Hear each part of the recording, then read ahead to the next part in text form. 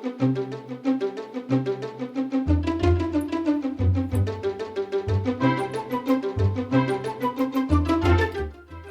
I'm Anthony Day. Welcome to the Sustainable Futures Report for Friday the 21st of May 2021, and a special welcome to new Silver supporter Adrian Bond. Adrian, many thanks for your support, and I hope you continue to find things of interest in the Sustainable Futures Report. I'm always pleased to welcome new patrons. If you'd like to take part, just go to patreon.com/SFR, patreon.com/SFR. This week, Fatih Birol, a leading energy economist and currently executive director of the International Energy Agency, said that exploitation and development of new oil and gas fields must stop this year, and no new coal-fired power stations could be built if the world were to stay within safe limits of global heating and meet the goal of net zero emissions by 2050. Meeting net zero is one target, but meeting increasing energy demands is another. How do we do this without fossil fuels? Is there a role for nuclear power to make up the shortfall? Recently, I met with 3 experts to discuss this point. Hello and welcome to this episode of the Sustainable Futures Report, which takes the form of a discussion. I'd like to introduce our panelists, who are Sarah Cullen, Ashley Cooper, and Robin Whitlock. So first of all, I'll ask them to introduce themselves. Sarah, welcome. Hi, thank you. My name's Sarah Cullen. I'm the co-founder of a group called 18 for Zero. It's an Irish clean energy advocacy group. Currently, there are 2 effective bans on nuclear power development in Ireland, and we'd like to get these removed so it can be assessed on equal footing with other clean energy technologies. My background is in energy systems engineering and physics, and I've worked in solar farm development in Ireland and also in training in the nuclear sector. Thank you. Ashley Cooper. Hi, I'm an environmental photographer. I've spent the last 16 years traveling to every continent on the planet to document the impacts of climate change and the rise of renewable energy. And I run the world's only dedicated climate change photo agency, globalwarmingimages.net. Thank you. And Robin Whitlock. Hi there. So I'm a freelance journalist. I specialise in climate change and renewable energy, and within that, I'm also a correspondent for Renewable Energy magazine, which is a kind of a web-based version of a Spanish paper magazine, basically, which deals with global renewable energy technologies, excluding nuclear. But I also write with various other publications as well, and also on other subjects from time to time, particularly transport. Thank you. Energy is central to the climate change debate. We're going to need more of it as the population grows, and in particular as the middle class and middle class expectations grow. Within that, we will see a disproportionate demand for electricity as we electrify the transport fleet and as we move away from fossil fuels such as gas for heating homes and buildings. If that electricity is generated from coal and gas, we'll achieve nothing and will probably make the situation worse. So we need a zero carbon generation mix. What role will nuclear power play in that? Sarah, would you like to open the discussion? Yes, thanks. So jumping off what you said about middle-class aspirations, before that, there's a very strong link between energy consumption and human development. Up to about 100 gigajoules per capita consumption, which is a level of energy consumption yet to be reached by 80% of the world's population. A country can fundamentally enhance the health, educational standards, and general well-being of its population by consuming more energy. Therefore, we need to increase energy use to improve quality of life for the majority of the world. And however, we're also in a climate emergency, and energy systems are a major driver of climate change, specifically dirty electricity systems, which are overwhelmingly fossil fuels. At present, over 80% of primary energy consumption is from the burning of oil, gas, and coal. Included in this energy mix is electricity, which internationally is about 2/3 fossil fuels. Fossil fuels also produce harmful wastes, such as airborne pollutants, which kill about 7 million people every year. Additionally, in developed nations where improving human development is maybe a lesser concern, the rapid expansion of electricity systems, as you said, is critical to decarbonize energy sectors such as heat and transport through electrification. So we need reliable electricity that doesn't destroy the environment, both to replace the old fossil fuel units and to meet increased demand for electricity globally. And despite strong support for and growth in low carbon energy sources in recent years, the fossil fuel contribution to power generation has remained virtually unchanged since the early 2000s. But there is good news. We have the technologies now to replace fossil fuels and to mitigate the catastrophic consequences of climate change in a socially just manner. Developed nations especially have the potential to almost eliminate carbon emissions from the grid, and some countries have come so close, like Sweden and Switzerland. However, there are technical limits that will exist in one country and won't exist elsewhere, and there's no real one-size-fits-all approach for which electricity technologies should and could replace fossil fuels in the electricity mix. It's clear that we need to use all clean energy technologies available to us, and the current major technology options for that are wind, solar, geothermal, hydro, and nuclear. I advocate for all of these. Nuclear power is a low carbon form of electricity generation with lower associated carbon emissions than solar power. It's really safe. Even accounting for accidents, it is the best safety record of any major form of electricity generation. Nuclear power also doesn't emit harmful pollutants or waste products to the environment. All wastes are accounted for, unlike any other form of electricity generation. It's a well-established, mature technology, and civil nuclear power can now boast more than 18,000 years of reactor experience, and nuclear power plants are operational in 31 countries worldwide, providing about 10% of global electricity. Beyond that, many more countries depend in part on nuclear-generated power. Italy and Denmark, for example, get almost 10% of their electricity from imported nuclear power. Ireland also imports nuclear power from the UK. The International Panel on Climate Change's landmark report on limiting the rise in global temperatures this century to 1.5 degrees outlines various scenarios to achieve that target. All scenarios involve substantially increasing the share of nuclear in the energy mix. Nuclear and renewables are not in competition. All available clean energy technologies are needed at a global level to avoid the worst effects of climate change in a socially just manner, and we cannot afford to wait for potential new technologies. We have to act now with what we have. Thank you very much. Ashley, how would you respond to that? Well, it's interesting because until sort of climate change reared its ugly head, you know, the vast majority of the world's environmentalists were radically opposed to nuclear, and there are now some that propose that nuclear is part of the solution to tackling climate change, with electricity to be generated in what is seen as sort of low carbon ways.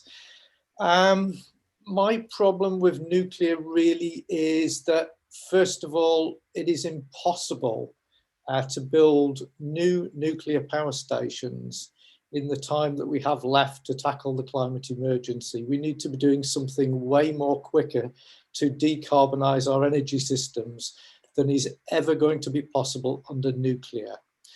You only have to look at EDF's lamentable sort of track record in trying to get nuclear power, new nuclear power into the grid. There are two stations that they're building, Flamanville in France and some unpronounceable place in Finland. I mean, both of these places, are years and years and years behind schedule, and way, way, way over budget. In the case of Flamanville, it's something like 6 times over budget. So they just can't get the technology up and running in the time that we have left to tackle the climate emergency. It's a hideously expensive technology. They're incredibly expensive to build. Flamanville, for instance, EDF said they would bring it online for 3 billion euros. They're currently at about 19 billion euros and still rising. So it's very, very expensive. And actually dealing with the legacy of nuclear is also tremendously expensive. If you look at the government's own figures on the costs of just the UK dealing with the nuclear legacy, it is costing the UK taxpayer more than enough money to put solar panels, a 4 kilowatt solar panel system on every single one of the 28 million households in the UK. Nuclear has obvious problems with safety track records. You know, none of us need to start naming power stations that have had problems there, but you know, it does have a safety track record. If you actually factor in the amount of steel and cement used in the construction of new nuclear power stations, it isn't actually that low carbon. And it is not a renewable technology because the amounts of plutonium are finite. Mining it is dangerous, and we will run out of it at some point. And I guess my last problem with nuclear is that currently some of the new nuclear power stations that are being built, and quite a lot around the world, are very close to sea level and incredibly vulnerable to sea level rise. And we've all seen what happens when you mix a nuclear power station with seawater in Japan. So for all those reasons, I am not a fan of nuclear power. Thank you very much, Ashley. Sarah, I'm sure you want to come back on a number of those points, but before you do, let me ask Robin, what's your take on the situation? Okay, well, the arguments I'm going to advance basically stem from an article I wrote in Fair Planet magazine in 2016. I haven't really done much of a sort of like an update since then, but there's lots that Ashley said which vibe with me as well. So that article in Fair Planet, basically substantial parts of that article kind of dismissed some of the claims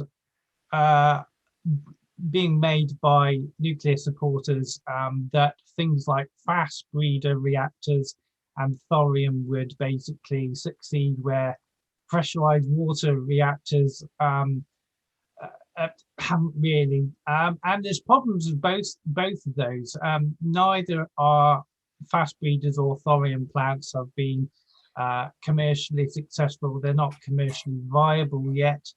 Fast breeders in particular, they utilize sodium as a coolant, which is potentially dangerous if it leaks because it can cause sodium fires, which are horrendously difficult to put out. So I'm going to start by basically firmly dismissing those two particular technologies. Then we're left with pressurized water reactors, and kind of the salutary lesson for me on this has been Hinkley C, which basically provides a classic example of the downsides of nuclear and particularly pressurized water reactors. It's been ridiculously expensive to construct, subject to continual delays. The costs are rising. The projected start date has been put back continuously. The cited cost at the moment, if it hasn't changed much since 2016, is £92.50 per megawatt hour over a 35-year period, which is basically twice the electricity price in 2016. I'm not sure how much that's changed, but I wouldn't have expected it to change much. There's been a whole host of energy analysts and figures in the media and in economic bodies that have regularly described the Hinkley C project as one of the worst deals ever signed by the British government. And as Ashley says, nuclear plants in general take a long time to develop, much more so than renewable energy plants. So really, it seems to me that if we're going to get a decarbonised society up and running in time, then the best bet is to plough on and and deploy renewable energy technology, truly renewable energy technology, so wind, solar, geothermal, ocean energy, but also backed with a kind of modification of the grid, supported by storage, smart energy, perhaps some demand reduction, all that kind of stuff in there. And that seems to me to be the best way forward. Sarah, I'm sure you'd like to come back on some of those points. So please, what are your thoughts?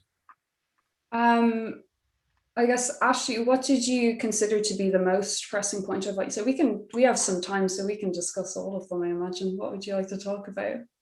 I think for me, the time it takes to develop new nuclear power stations and the cost, it's the most expensive way of generating electricity man has ever invented. And that's before you factor in, the long-term costs, sorry, man or woman, before you factor in the long-term costs of dealing actually with the spent nuclear fuel. And to date, both the US government and the UK government have not found a long-term solution for safely dealing with the radioactive waste from nuclear power plants. I mean, certainly I sit on the doorstep of Sellafield, and a lot of the nuclear waste from not just Sellafield but other power stations is held there in ponds.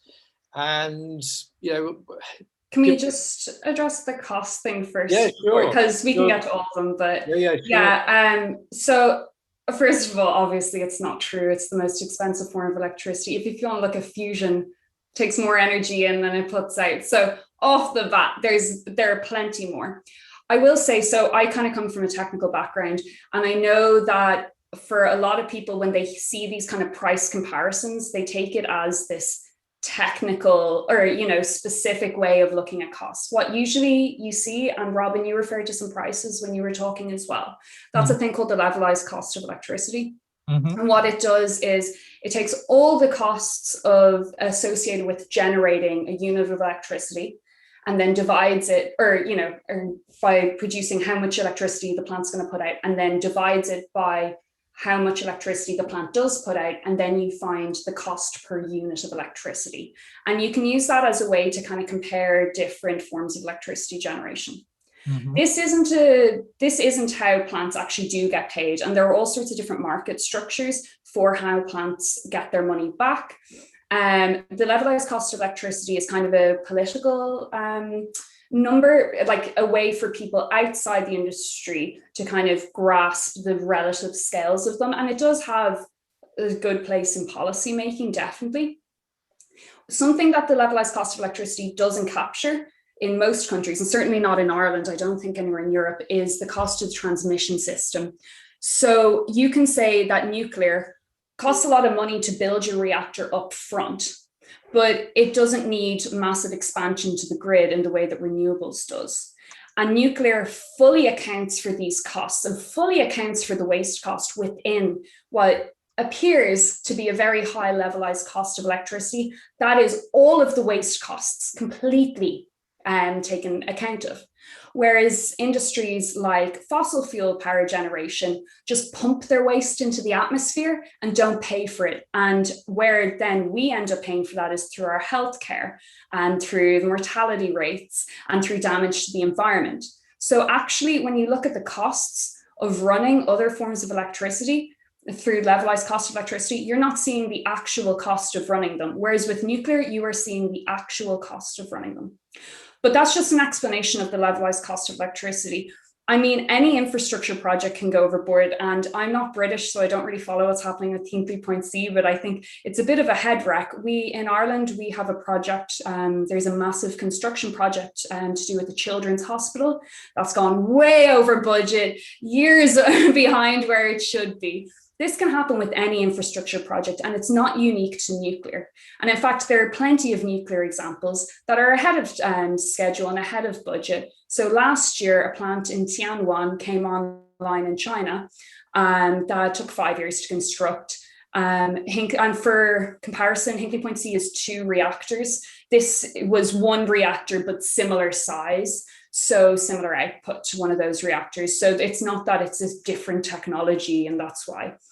And then if you think that maybe China just pushes it through without regulation, which I know a lot of people are skeptical of with China, one of the kind of poster childs for nuclear construction, it was in the 90s in Japan. It was called the Kashiwakaze Kariwa unit number 6, took 3 years to construct. And again, similar size unit. So the cost and the construction times, that's an infrastructure issue. And some countries deal with that better than others. I know in Europe, there's been lots of issues with it, and a lot of it's to do with how they're regulated and how construction carries on. And that's nothing to do with nuclear as a technology, and is kind of just makes the debate and a little bit more opaque. But yeah. But even France's own energy minister, called Flamanville, said it was a mess. In terms of the Irish Children's Hospital construction is a mess, but we definitely should have more children's hospitals. I don't disagree on the children's hospitals. I disagree on the nuclear. But it's an infrastructure issue. It's a construction issue. It's nothing inherent to nuclear power. But the other problem you're dealing with is it doesn't matter how you look at it. All independent observers essentially say that EDF is bankrupt as a company. The only way it's still going is because it is continually bankrolled by the French taxpayer. Under any way that any economists look at companies, EDF is a bankrupt company. Yeah, plenty of companies go bankrupt all the time. And I think instead of looking at an individual company, what I think kind of explains why we might want nuclear, even from an economic point of view worldwide, and is a much more compelling case, is that it is currently 10% of power worldwide. An extra 50, so that's about 440 reactors, an extra 50 reactors are under construction, and especially in countries where they need rapid expansion of clean electricity. So like China is big market for them at the moment, places like India. Those governments wouldn't be building those if they were at ridiculous cost. I mean, they still build coal plants. They build all sorts of plants because they recognize they need to lift people out of energy poverty. They take into account, we need a mix of everything and we need to use all the resources that we have. They believe that nuclear is a good return on their limited resources while they're desperately trying to lift people out of energy poverty. If they're choosing nuclear as a way to go about doing that, that's a very compelling case. And you can compare it to the finances of an individual company in a different market structure, and you can start talking about the different market structures available. But ultimately, that's not the technology itself. Nuclear is getting built worldwide because it makes sense to build nuclear worldwide. It's not an argument against the technology of nuclear. So you're saying that things can be built far more quickly than the rather disastrous examples at Flamanville and Hinkley C. Yeah, so the plants that I just listed. What I wanted to do was to ask Robin, have you come across the idea of the neighbourhood nuclear plants, the modularized nuclear generators? Is there a place for something like that? Well, actually, I was thinking of opening my contribution to this debate by saying that my opposition to nuclear is based pretty much on what I've seen so far of the various problems. So I wouldn't say I'm coming from a sort of an ideological position. So for that reason, I would still be fairly in favor of fusion if it ever got developed, and at the moment it doesn't look like it's going to be for quite a long time, so at the moment that's out. But the modular thing looks quite interesting. Unfortunately, I haven't really had the time to kind of update myself on what's going on with that, but that's something I do intend to do. So potentially, I don't know, I'd have to have a look at it and see what's involved. Robin, I can send you a brilliant report on Irish nuclear development that looks into these reactors. Although I'm a little bit biased, I did write it. Yes, by all means do. Yes, and I'll certainly have a look at it. Yeah. Can you make that available so we can share it with the listeners of the Sustainable Futures Report? I will indeed, yeah. Thank you very much. Thank you.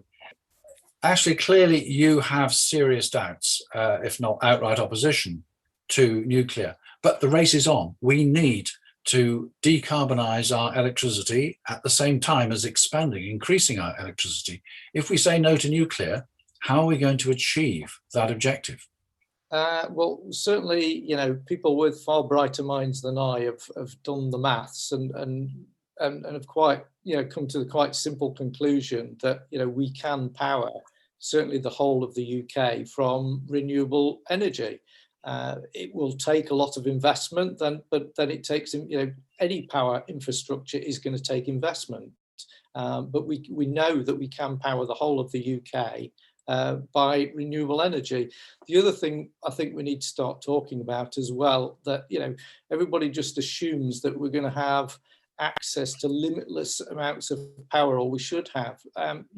We should be looking now at huge projects on saving energy, because in the UK and many countries in the world, we waste vast quantities of energy. So we need to look at saving energy. I mean, I documented a few years ago now a brilliant project on the Isle of Egg in Scotland. It's off grid. All the households there used to use noisy, dirty, polluting, expensive diesel generators to generate their electricity. They invested quite small sums of money in 2 small-scale hydro plants, in a small-scale wind farm, and in some solar panels. And now something like 95% of all the island's electricity is generated from renewables. But how they control it is that they only allow each household to use up to 5 kilowatt hours of electricity at a time. If they use more than that, it flicks the switch in their household and cuts their electric off, and then they have to, pay a fee to the egg electric company to go and put them back on again. But what that does is it limits the amount that any household can use at any one time. And when I spoke to those householders and said, well, does this not put you at a disadvantage? They said, no, we have all the products that anybody would expect in their house, the electric dishwasher, the washing machine, the Hoover, you name it. But they said, we just know that we can't put every single device on at the same time. And we have become so used to just using energy whenever we want, however much we want, all at one go. We need to become smarter about how we use it. And we need to get energy efficiency programs in place that mean actually we don't need to be generating the amount of electricity that people are predicting that we do.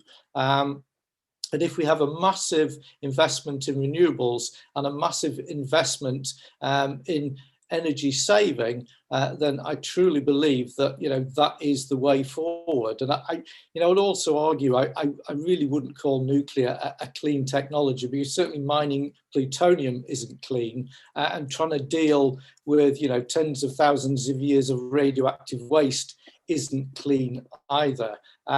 So for me, it's got to be renewable, and we need to have both investment in the infrastructure and investment in energy savings. Right, so we're going to close the gap to a large extent then by managing demand. Now, one of the major users or potential major users is transport, the EVs. Robin, you said you write and research on transport. Does it make sense that we simply change all our cars and all our freight trucks to electric vehicles? Because just doing that will not stop congestion.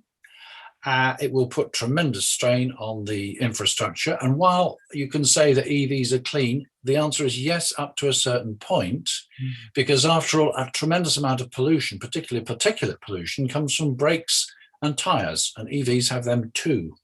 So is there a potential, are we going to see a revolution in transport? I mean, given that people have extremely expensive cars sitting outside doing nothing for 95% of the time on average, is this time for a radical change, which will not only save the electricity involved in running these vehicles around the place, but all the energy and power in actually manufacturing them.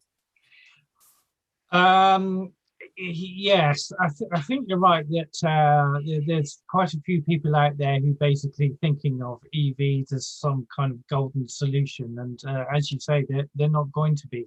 What we need to do really as much as possible is also achieve modal shift. So basically that means kind of trying as much as possible to move people away from, well, certainly short haul flying, which is kind of a popular method of trying to get up to the north of England quickly, but also cars as well. So to do that, we need to actually improve our public transport.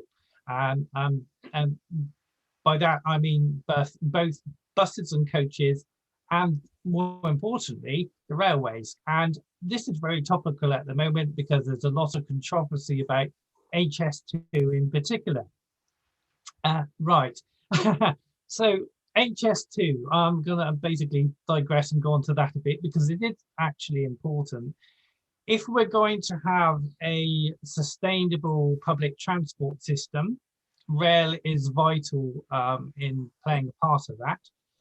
And that means we need a fully effective national rail network. And the problem for quite a few years now is that the existing railway network has been full, completely full to capacity, with both the East Coast Main Line and the West Coast Main Line at capacity, resulting in all sorts of things, train breakdowns, delays, and all that kind of thing. So the point behind HS2 is to basically take all the north to south fast express trains off the East Coast Main Line and the West Coast Main Line, thereby freeing space on both those lines for slower, more local, more regional stopping trains. And that in turn, in combination with building more sort of branch lines and smaller lines, will generate the capacity need and rejuvenate the rail network. And hopefully that in turn will succeed in moving more people off cars and onto public transport. But it needs to happen in combination with a total revolution in bus services as well. So this is actually why the current government's attempt to rejuvenate the bus sector through the government have actually recently published this national bus strategy, which is really interesting and has great potential. So if that works, that will also help. So where does that leave EVs? Well, basically EVs really should be kind of a stopgap for those people who, for one reason or another, can't use public transport, or who stubbornly refuse to. So it should really play a minor role. And so I agree. I don't think it's wise to kind of just suddenly just flip over from fossil fuel transport, fossil fuel cars over to EVs. That's not by itself going to work. Thank you very much. I could debate with you at length the sense or not of HS2, but sadly we haven't got time for that on this occasion, but maybe we'll do it another time. But I'd just like to ask Sarah, first of all, we haven't spoken about hydrogen. A number of people talk about hydrogen in the energy mix. Do you see that as an avenue we should be exploring? Absolutely. I mean, I keep saying, I think we should use every technology that we have. Cutting any out is just going to limit us, and ultimately we're going to suffer then if we limit any. With hydrogen, there's a lot of really exciting scope for applications in industry and in transport. What is a little bit concerning about hydrogen at the moment is that idea of green hydrogen in Europe, where you build these massive, expensive plants and wait until there's some surplus wind, which might not happen for weeks. And you're supposed to run your industry based on this. What I think would make a lot more sense would be if you have constant baseload power powering an electrolyzer, and you could even use waste heat from a low carbon energy source that has waste heat. An excellent one of those is obviously nuclear, which provides baseload power and has lots of excess heat. It's just another way that nuclear can kind of help with the deep decarbonisation of the grid, but any excess renewables do feed into it as well. I think it's just a little bit foolish when you look around Europe and you see plans based on that, because ultimately the shortfall is going to be made up for with fossil fuels. And is that really any better than to burn fossil fuels to get hydrogen than just burn them in the first place? Any thoughts on that, Ashley? Yeah, hydrogen is definitely a fuel of the future. I've documented cases in Iceland where the Icelandic government hope to get their entire fishing fleet onto hydrogen fairly shortly, as well as all their vehicles.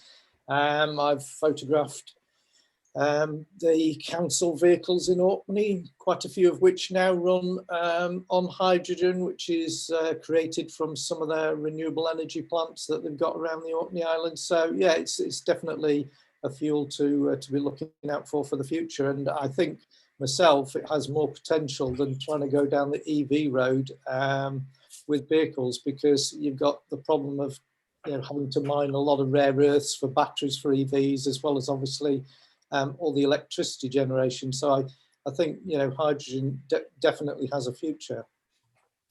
Yes, okay, but of course, all cars these days have got a tremendous amount of electronics, whatever the power source, and resources, I think, are probably beyond the scope of this discussion, but resources are going to be a limiting factor, particularly the rare earths that you mentioned. So I don't know where we go from there. Robin, as a transport journalist, have you driven the Toyota Mirai, which is their hydrogen car and looks extremely nice, but since there are only 6 filling stations in the country of UK, there is not a lot of practicality there.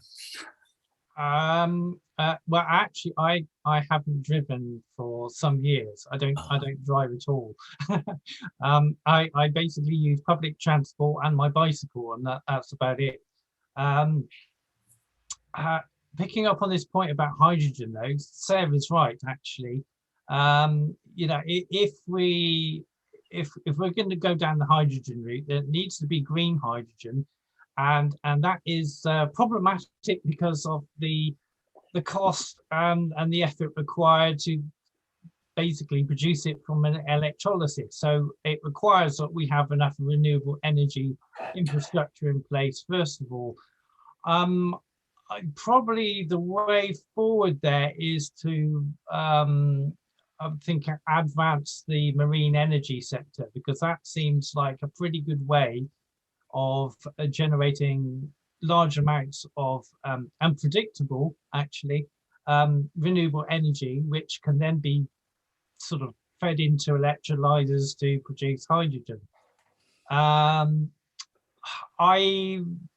I would say what's most likely to happen with vehicles is going to be a sort of a mix, mostly EVs, but with some hydrogen and bioenergy vehicles in there as well. At the moment, I think that's probably the most likely scenario. Thank you. Well, so far we appear to have 2 members of the panel who are adamant that nuclear has not got a future in our energy mix, and our remaining panelist disagrees. So where do we go from here? I have to say that if you look at Hinkley C and you look at Flamanville, both of which are disasters, you look at the plan to build a power station near Sellafield and another one at Wilfer in North Wales, and I think it was Hitachi and was it Toyota, the other ones? They both withdrew, and one of those companies decided to close its nuclear construction facility altogether.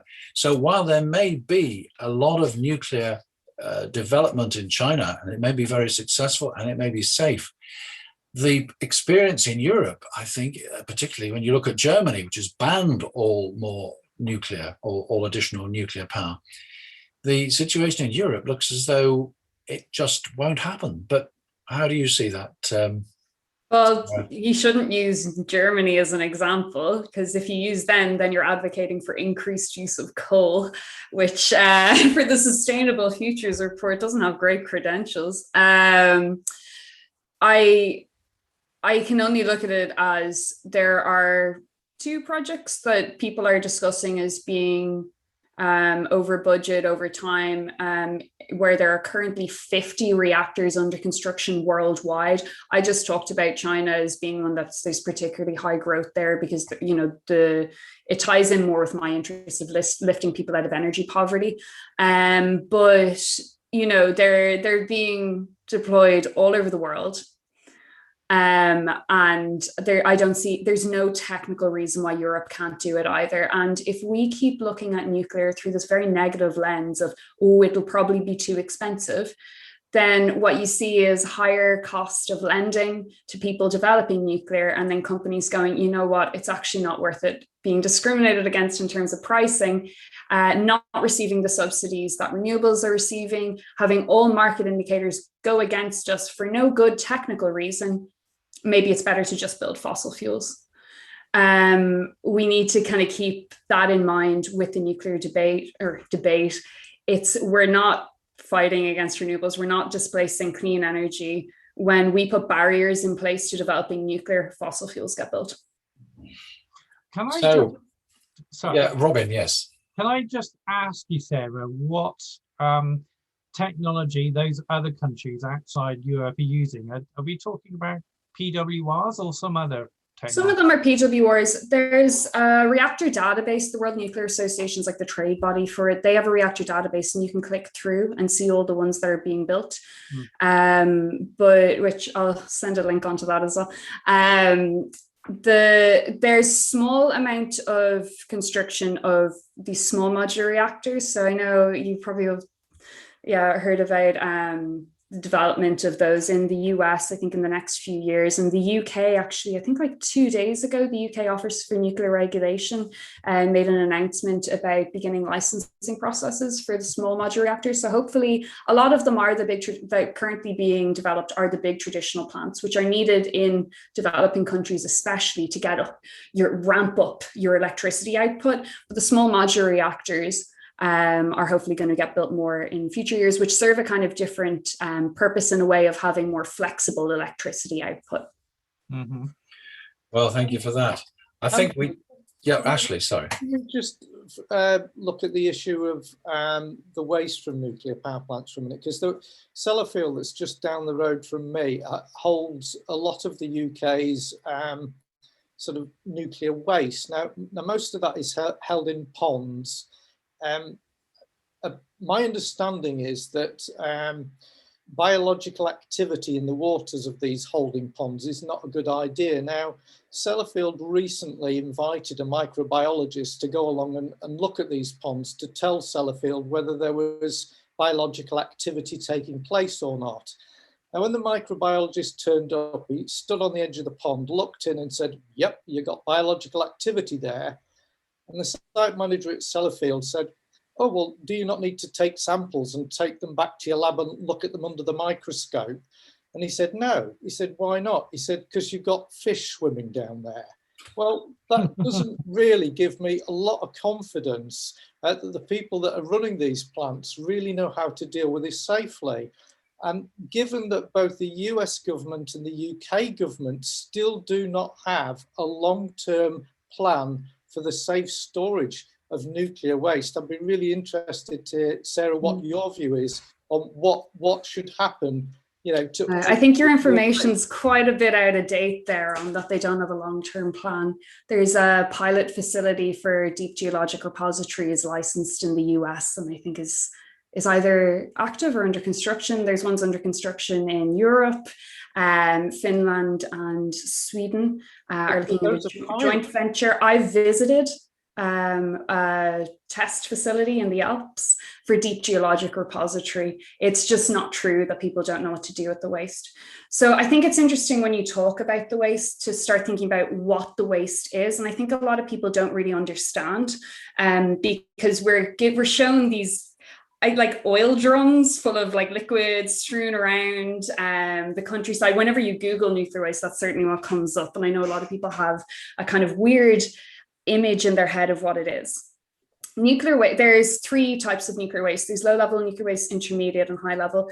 Low-level nuclear waste is produced routinely from like dentistry and medical imaging and industry and like loads of places. And it's 90% of the waste that comes out of a nuclear power plant as well. And there's well-established waste streams for the disposal of that and for the safe management of that.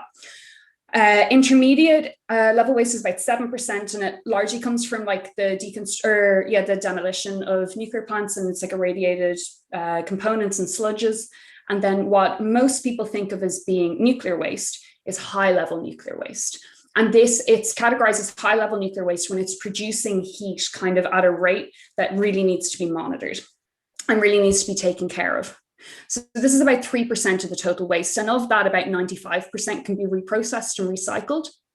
The actual waste high level waste produced for one person's annual use of nuclear power, all their electricity needs, is about a brick size. And you can look, if you Google, there's a great picture of the all Swiss high level nuclear waste in this one hall. It's stored in dried cast. So they're stored in ponds for the first 10 years, usually on site, like you said, and then they're moved pretty much everywhere. There's some places where they do wet storage. Pretty much everywhere now does dry storage casks for about 50 years. The point of this is to get the heat level to drop to a point where you can put it underground and you can dispose of it kind of long term. Because nuclear reactors have been running for about 50 years or 60 years, there hasn't been a mass, and it's such a tiny volume of waste. There isn't. We did a study in Ireland, and we looked at if Ireland implemented nuclear power into our energy mix, we would need, over the lifetime of the nuclear program, we'd need a basketball arena size area to store the waste.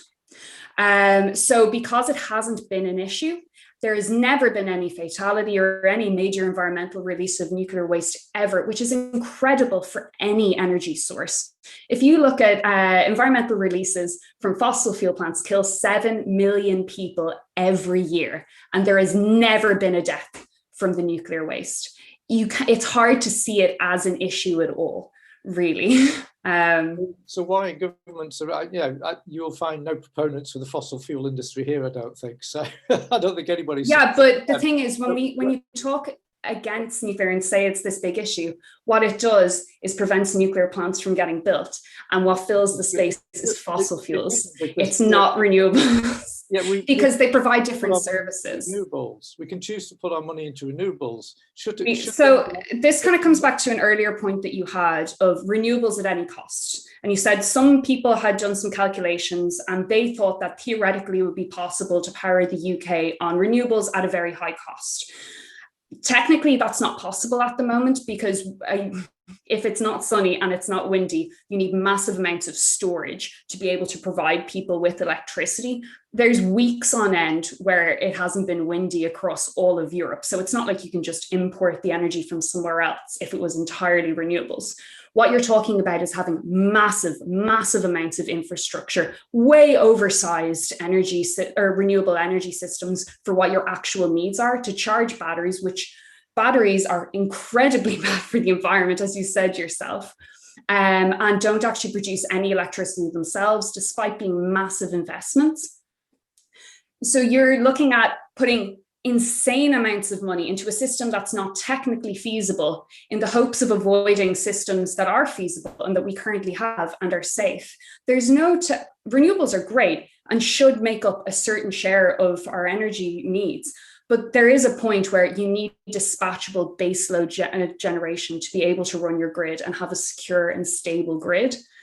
And there's also, I kind of find fault with this whole idea of renewables at any price, at any cost. Because ultimately, when you're raising the cost of electricity, you're pushing people into fuel poverty. And the people who don't mind this, like industries, won't necessarily mind it so much, but you're putting vulnerable people at risk when you do that. So cost of electricity is of very high importance in the conversation. I think that intermittency-based criticism is valid if you go down the route which is dominated by wind and solar. But I would say that if you concentrate on fully developing a multi-technology package where different technologies cover for each other with storage in the background, then that issue of base load becomes less of an issue. And to some extent, you can also cover a certain proportion of that through anaerobic digestion, maybe collected from household food waste, which the UK hasn't really done to an extent yet. And that can certainly replace, according to ADBA, the Anaerobic Digestion and Bioresources Association, they believe that can replace potentially 30% of the UK's current imported gas. So if you add other possibly some of those companies which look to make money from it have put out some numbers that possibly in the future might technically be valid. That's great, but what we need now is massive amounts of electricity to decarbonize the sectors we already have and to displace the fossil fuels we're using now. We need to act now with the technologies we have, and we have nuclear now. I agree. We could go on and on. I'm really grateful that this has been proved to be such an intense debate, but I'm going to ask us all, please, to draw this to a close. So a final thought, first of all, from you, Robin. Okay, well, actually, one thing I want to mention that I don't think has been mentioned is the time issue, actually. There's a lot of people who have kind of been listening to groups like Extinction Rebellion, who are basically putting the idea that we've only got 10 years to save the planet and all that kind of thing. But if you listen to climate scientists like Michael Mann and Catherine Hayhoe, that's actually the wrong impression. What's actually going on is that basically we've got 10 years to get to a point where we can avoid some pretty unpleasant things happening in 2100. So it isn't going to be like in 10 years the equivalent of an asteroid suddenly hitting the Earth and wiping things out. So the government's plan of steadily developing a kind of renewable energy infrastructure over the period to 2050 is much more realistic and sensible. So I would basically sort of be careful about that whole kind of time pressure thing that I feel is coming across a little in this debate. Thank you. A final thought from you, Ashley. Yeah, I mean, the insane amounts of money that Sarah talked about to me are the insane amounts of money that the UK government is spending on dealing with the nuclear waste issue. And by their own admission, the figures would pay to put a 4 kilowatt solar system on the 28 million households in the UK, which would virtually get rid of the need for the vast majority of power stations. It seems to me to be an absolute no-brainer. And in terms of Robin's point, I kind of disagree. I've seen with my own eyes, you know, this isn't a problem for tomorrow. This is a problem that's happening now. You know, I've seen thousands and thousands of people dying around the world from climate change, whether they've been flooded, you know, died in floods or died in droughts, you know, starving to death. This is happening now. It's getting worse and worse with every single passing day. I wasn't advocating delay there. I totally agree with you on that point. Yeah. So finally, Sarah, you've got a hard sell, I fear. And it's really disappointing because it shouldn't be a hard sell. It's the opposition that you see a lot to nuclear. A lot of it's based on just not facts and on this kind of almost propaganda that's been going on over years. And I don't have a stake in the nuclear industry. I do have a stake in having clean air and having electricity for the future. And for me, it's crazy when we talk about trying to optimize our systems and trying to have the best energy systems that comes in a socially just manner, in a way that doesn't trash our planet. we rule out an entire technology and don't even consider it. And certainly it won't be suitable for everywhere, but there's many places where it would be suitable and would be incredibly beneficial. And having conversations where people completely disregard an entire technology is absolutely unscientific. And what you end up with is governments like the Irish government who don't even include it in their models. How can you have a good energy system when you haven't even considered all your options? It's a shame it's such a hard sell, because it really shouldn't be. It's an energy technology. It's been a privilege to have the three of you on this discussion this afternoon. Thank you all very much indeed. Sarah Cullen, Robin Whitlock, Ashley Cooper. Yes, thank you all again. It's been really interesting.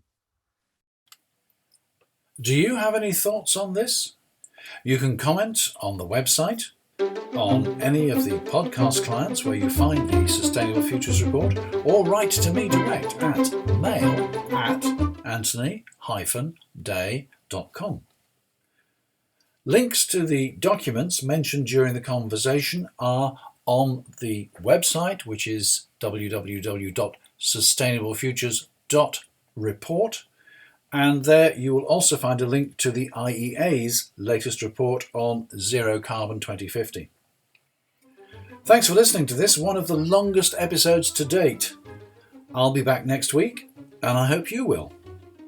If you have any opinions, ideas, or suggestions about what the Sustainable Futures Report should cover, please get in touch.